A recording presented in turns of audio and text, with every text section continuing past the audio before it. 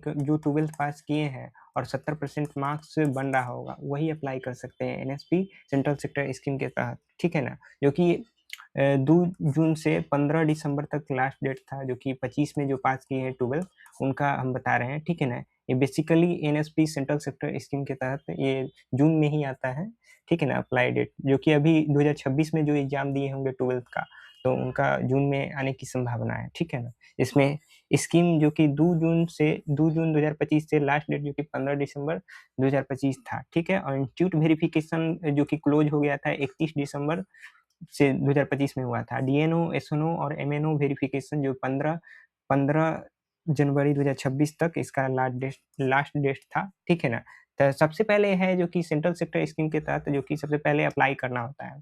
12th में अगर 70% marks बन रहा है, जिनका रिजल्ट आया 70% मार्क्स बन रहा है, तो वो पहले तो फॉर्म अप्लाई करेंगे, उसके बाद वेरिफिकेशन होता है, इंस्टीट्यूट वेरिफिकेशन होता है, उसके बाद मेरिट आता है, मेरिट या कट ऑफ लिस्ट जिसको बोलते हैं, वो आता है, उसके बाद अप्रूवल होता है, उसके बाद बैंक में पैसा आपका आ जाएगा, ठीक है ना? तो सबसे पहले फॉर्म भरना होता है। तो देखिए, हम इसका 25 का बता रहे हैं जो कि देखिए 15 दिसंबर तक इसका लास्ट डेट था अप्लाई करने का, ठीक है? और उसके बाद जो कि डिफेक्टिव एप्लीकेशन वेरिफिकेशन जो कि 31 दिसंबर 2025 था और इंस्टीट्यूट वेरिफिकेशन भी 31 दिसंबर 2025 तक इसका क्लोज़ हो गया था। मतलब 31 दिसंबर तक वेरीफाई करना था इंस्टीट्यूट वालों को। मतलब और डीएनए, एसओ वेरिफिकेशन जो कि 15 जनवरी तक इसका डीएनए, एसओ वेरिफिकेशन क्लोज़ हो गया था, ठीक है ना? तो जैसे अप्लाई करते ही आपको जमा कर देना होता है। अगर आप जमा नहीं करते हैं तो इंस्टीट्यूट वेरिफिकेशन अगर देखिए 31 दिसंबर 2025 से पहले आपको जमा करना होगा। तभी आपका जैसे आएगा cut off list, merit list आएगा, ठीक है ना?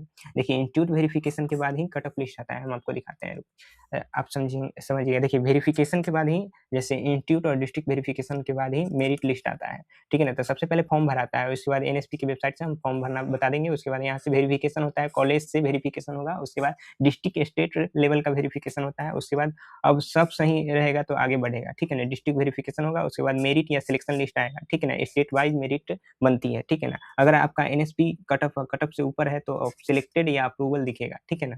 सिलेक्टेड या अप्रूवल दिखेगा, आप जब स्टेटस चेक करेंगे, ठीक है ना? तो आपको उसके बाद सेंक्शन और पेमेंट होता है, ठीक है ना? मिनिस्ट्री से स्कॉलरशिप सेंक्शन होती है और उसके बाद पैसे सीधे बैंक अकाउंट डीबीटी के माध्यम से आ जाता है पैसा, ठीक है ना? उसके बाद जैसे फॉर्म भरने से लेकर पैसा आने तक 3 से 6 महीना के अंदर में आ जाता है, ठीक है ना? जो कि अभी 2025 में जो पास किए हैं, उनका देखिए हम आपको दिखा रहे हैं, ठीक है ना? यहाँ से देखिए आपको कुछ इस प्रकार हाँ, यही है देखिए, यहाँ से देखिए आपको यस अगर स्टेटस चेक किए होंगे ना, स्टेटस कैसे चेक करना है, जैसे जहाँ से अप्लाई आप करते हैं ना, वहीं से आपका स्टेटस भी चेक होता है। नंबर ओटीआर नंबर और पासवर्ड की मदद से ओटीआर नंबर और पासवर्ड डालिएगा ना, उसके बाद स्टेटस कुछ इस प्रकार का दिखेगा। सब में यस अगर दिखेगा ना, तो आपका यहाँ भी यस दिखेगा तो आपका जो कि पेमेंट आ जाएगा, ठीक है ना? देखिए एनएसपी में नेशनल स्कॉलरशिप पोर्टल एनएसपी द्वारा शैक्षणिक वर्ष 2025 से 26 मतलब जो 25 में पास किए हैं, 25 से 26, 26 सशस्त्र 25 से 29 के लिए जो ग्रेजुएशन होता है 4 साल का होता है, तब 25 में 2025 में 4 जोड़िए 29 में खत्म होगा इनका ग्रेजुएशन, ठीक है ना? तो जो 25 में पास किए हैं उनके लिए है, जो कि ग्रेजुएशन करने पर उसमें 48,000 रुपया मिलता है। जैसे देखिए 48,000 मिलेगा, 4 ईयर का होता है और जैसे अगर 3 ईयर वाला जो कि पहले होता था 36,000 रुपया, अब है जो कि 48,000 रुपया मिलेगा, ठीक है ना? तो 2025 से 29 के लिए सेंट्रल सेक्टर स्कीम सीएसएसएससी की ऑफिशियल मेरिट लिस्ट जारी कर दी गई है, ठीक है ना? अभी कर दी गई है, जिन छात्र-छात्राओं ने आवेदन किया है, वो तुरंत अपना स्टेटस चेक करें, तो आप अपना स्टेटस ज़रूर चेक कर लीजिएगा। जिनका स्टेटस में सिलेक्टेड फॉर स्कॉलरशिप और मेरिट यस दिखा रहा है, उनका जो कि फर्स्ट ईयर का 12,000 लगभग 1 महीने के अंदर में उनके बैंक खाते में भेज दिया जाएगा, ठीक है ना? तो बैंक खाता में 1 महीना के अंदर में भेज दिया जाएगा। अप्रैल हाँ, अप्रैल के अंत तक मिल जाएगा, तो अप्रैल तक आपका मिल जाएगा ऐसे 1 महीना के अंदर में ये मिल जाता है, ठीक है? उसके बाद हम आपको दिखाते हैं देखिए, उसके बाद यहाँ से देखिए आपका पेमेंट ऐसे मिल जाता है, उसके बाद मेरिट या कट ऑफ लिस्ट के बारे में हम आपको समझाते हैं, जो कि कब आता है ये जब हम verification college level district college से वेरिफिकेशन और डिस्ट्रिक्ट लेवल वेरिफिकेशन हो जाता है ना, उसके बाद मेरिट लिस्ट आता है।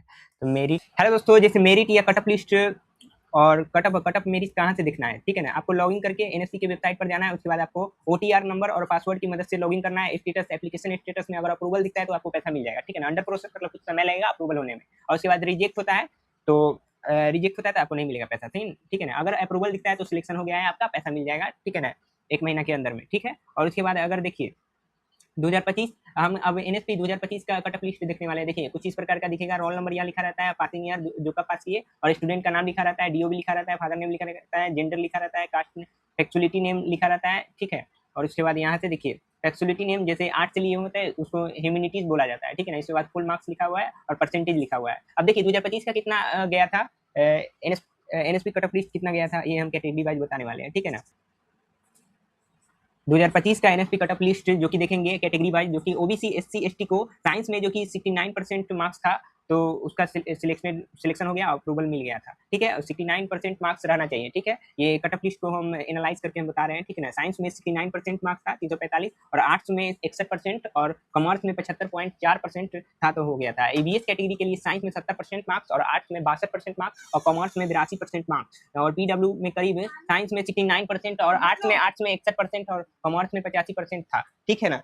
जो कि योजना का उद्देश्य जो कि आर्थिक रूप से कमजोर छात्रों को उच्च शिक्षा प्रोत्साहन राशि, और 12वीं पास छात्रों को आर्थिक सहायता देना, और शिक्षा में समान अवसर प्रदान करना, ठीक है ना। और पात्रता एलिजिबिलिटी क्या था, जैसे 12वीं पास होना चाहिए, और आवेदक 12वीं के बाद आगे की पढ़ाई रेगुलर मूड से जारी रखना चाहिए। अगर बीच में कोई पढ़ाई छोड़ दिया, मान लीजिए 12 पास किया और उसके बाद एक साल गैप कर दिया, उसके बाद 11th में जैसे ग्रेजुएशन में एडमिशन लेता है, तो उसको पैसा नहीं मिलेगा। ग्रेजुएशन जो कि रेगुलर जैसे 12 पास किया, ग्रेजुएशन में नामकरण कराया, तो उसी को मिलेगा, रेगुलर मोड से करना चाहिए, ठीक है। और आय सीमा जो कि पारिवारिक आय जो कि 4,50,000 से कम होना चाहिए, उसका आय प्रमाण पत्र, ठीक है ना। आय प्रमाण पत्र मांगा जाता है, तो उसका 4,50,000 से कम का होना चाहिए। आवेदक का नाम जो एनएसपी कट ऑफ लिस्ट में होना चाहिए, ठीक है। और उसके बाद ग्रेजुएशन करने पर हर साल 12,000 रुपया मिलता है, और 4,4800 रुपया आपको मिलेगा, ठीक है ना। 4 ईयर का 4800 मिलता था पहले, 36,000 मिलता था, 36,000 पूरा टोटल मिलता था, और यहाँ अब है जो 48,000 मिलता है। प्रत्येक सेमेस्टर में आपको 12,000 रुपया मिलेगा, ठीक है ना। पीजी करने पर राशि बढ़कर 20,000 रुपया हो जाता है, 40,000 आपको इसमें भी मिलेगा। तो पूरा 88,000, 48,000 और 40,000 जोड़ते हैं तो 88,000 का पूरा लाभ होता है। अगर पीजी करते हैं तो 88,000 का आपको मिलेगा, ठीक है। उसके बाद हर साल रिन्यूअल फॉर्म भरना अनिवार्य है, रिन्यूअल फॉर्म भरना अनिवार्य है। जैसे आपको हर साल रिन्यूअल, जैसे फर्स्ट फ्रेशर अप्लाई कर देंगे, फ्रेशर ग्रेजुएशन के जैसे 12th पास किए, और उसके बाद आप फ्रेशर के लिए एनएसपी कट ऑफ लिस्ट में नाम है, तो आप अप्लाई कर दिए, उसके बाद यहाँ से आपको रिन्यूअल करना होगा फॉर्म को हर एक साल, ठीक है ना। पहला तो कर दिया, उसके बाद रिन्यूअल फॉर्म को वैसे ही अप्लाई करना होगा, और उसका भी हम बता देंगे कैसे रिन्यूअल अप्लाई किया जाता है। उसके बाद देखिए अब यहाँ से देखिए, यहाँ से अपलोड रिक्वायर्ड डॉक्यूमेंट, आपको कौन कौन सा ओबीसी को अपलोड कौन कौन सा डॉक्यूमेंट करना होता है, इसमें caste certificate, income certificate, 12th का मार्कशीट और बोनाफाइड सर्टिफिकेट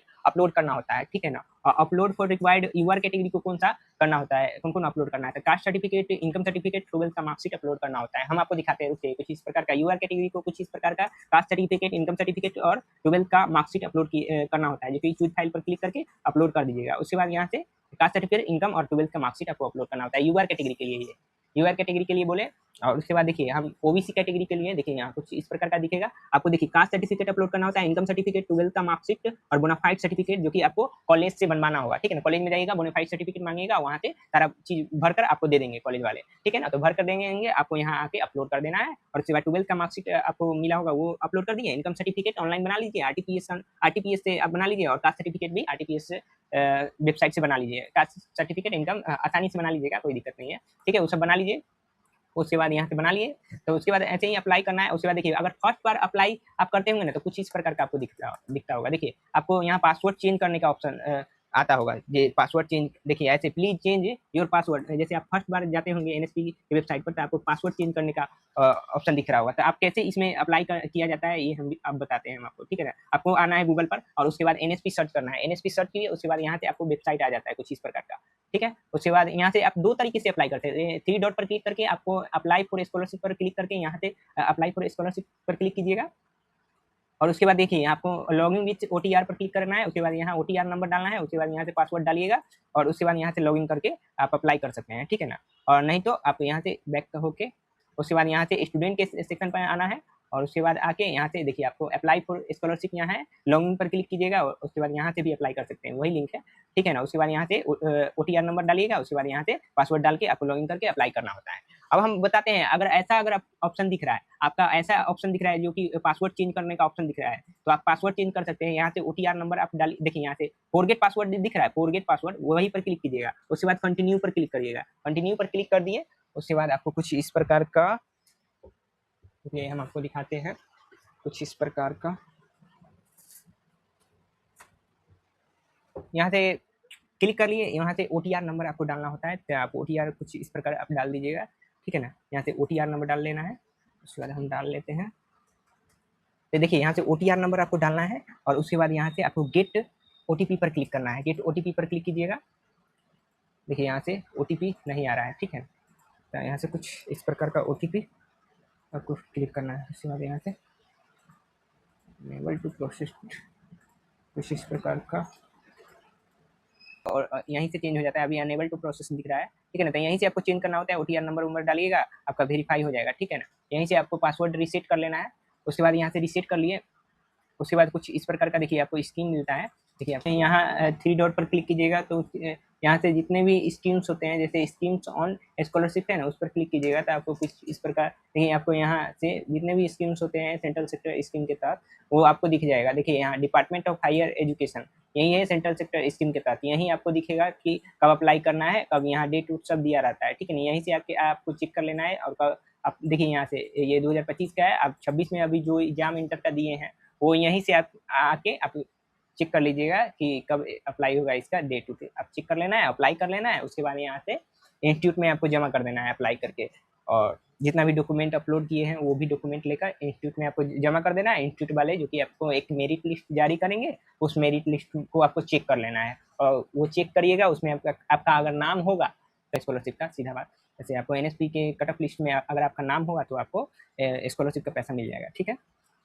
तो यहाँ से फॉर्म का अप्लाई डेट लिखा हुआ है, लास्ट डेट लिखा हुआ है, ठीक है। उसके बाद यहाँ से देखिए इंस्टीट्यूट वेरिफिकेशन क्लोज हो गया था 31 तारीख 12 महीने 2025 को, और DNA SON वेरिफिकेशन 15 जनवरी 2026 तक ये इसका लास्ट डेट था DNA SON वेरिफिकेशन का, ठीक है। उसके बाद यहाँ से मिनिस्ट्री ऑफ ट्राइबल अफेयर्स के अंतर्गत होता है ये सब स्कॉलरशिप है। बहुत सारे यहाँ से स्कॉलरशिप है। देखिए यहाँ से रेलवे के लिए है, जैसे रेलवे में कोई ग्रुप डी या NTPC कोई भी उनके जॉब करते हैं, तो उसमें है जो कि उनके बच्चों को स्कॉलरशिप दिया जाता है, उसके लिए है ये सब, ठीक है ना। इसका अप्लाई डेट यहाँ लिखा हुआ है सब, और उसके बाद यहाँ से सारा चीज़ लिखा हुआ है, ठीक है ना, स्कॉलरशिप के बारे में। तो यहाँ से देख लीजिएगा। उसके बाद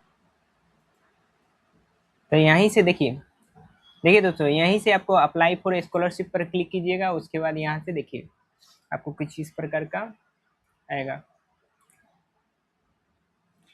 यहीं से आपको देखिए OTR लॉगिन विथ OTR पर क्लिक कीजिएगा। उसके बाद देखिए यहीं से आपको OTR नंबर, जैसे OTR वन टाइम रजिस्ट्रेशन पहले करना होता है, OTR रेफरेंस नंबर की मदद से आपको OTR लेना होता है, जो कि हमारे चैनल पर अपलोड है वीडियो। OTR नंबर कैसे प्राप्त कीजिएगा ये भी हम बता रहे हैं, ठीक है ना। तो आप OTR नंबर प्राप्त कर लीजिएगा रेफरेंस नंबर की मदद से, और उसके बाद यहाँ से OTR नंबर और पासवर्ड डालना है। उसके बाद यहाँ से लॉगिन पर क्लिक कीजिएगा, तो को यहाँ फिल कर लेना है जो कि यहाँ दिखेगा। और उसके बाद यहाँ से OTP आ गया। उसके बाद यहाँ से कंफर्म OTP पर क्लिक करना है। उसके बाद ओके, देखिए यहाँ सक्सेसफुली लॉगिन हो जाएंगे, ठीक है ना। उसके बाद देखिए यहाँ से आपका फ्रेशर अप्लाई करने के लिए यहीं से आता है, आप अप्लाई कर दीजिएगा। यहाँ से देखिए हम प्रोसीड करेंगे और यहीं से अप्लाई करेंगे। हम अप्लाई नेक्स्ट वीडियो में करेंगे, ठीक है ना। कुछ इस प्रकार का यहाँ से स्टेटस का ऑप्शन दिखता है, ठीक है ना। लास्ट में आपको स्टेटस का, तो आप स्टेटस चेक कर सकते हैं, ठीक है ना।